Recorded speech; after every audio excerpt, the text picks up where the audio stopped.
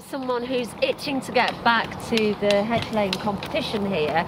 She's the only female competitor, I've got to say, as well, and her name is Heather Swift. You're from Leyland. Oh, yes, that's right. Hello there. Hi there, hi. So this is, let me get this right, this is the third heat at Myerscough here of the, and it's part of the Lancashire and Westmorland Hedge Laying Grand Prix. That's right. You've done all the heats before this? I have, yes, and I've entered all the rest of them as well. And once we've done all the competitions, then the points you get from each competition get added up. And obviously there's a grand overall winner. So do you know so far how you've done in the last two you've entered? I don't, because I haven't been very well placed so far, and they don't let out all the points because they don't want people to work it out before we get to the final competition, and maybe some of them might lose heart and others might be gloating. Ah, so where is the final one? Oh, that's a good question. We've got the next one, I think, is at a place called High Fly in Lancashire.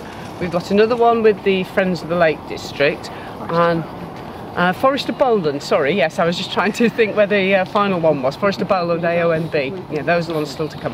But I just want to know, Heather, why did you decide to get into hedge laying? It was years ago, actually. I was doing a lot of conservation work with the British Trust for Conservation Volunteers, and one of the jobs they did was hedge laying, and they ran training courses.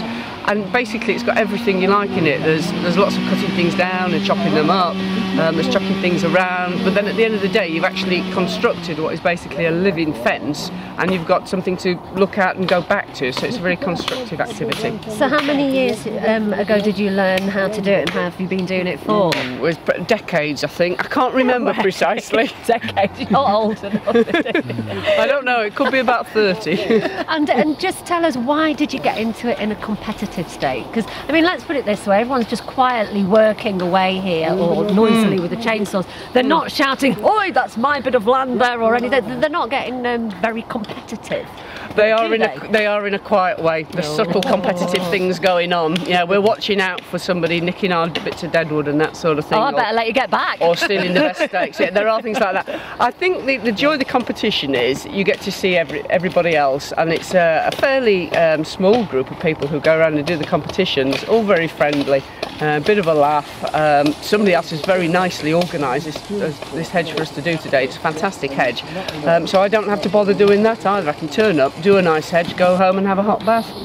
Brilliant. Well, thank you, Heather, and good luck. I'll let you get back to Thanks very much. it. And can I just remind people, Steve, that if you want to come and watch what they're doing today,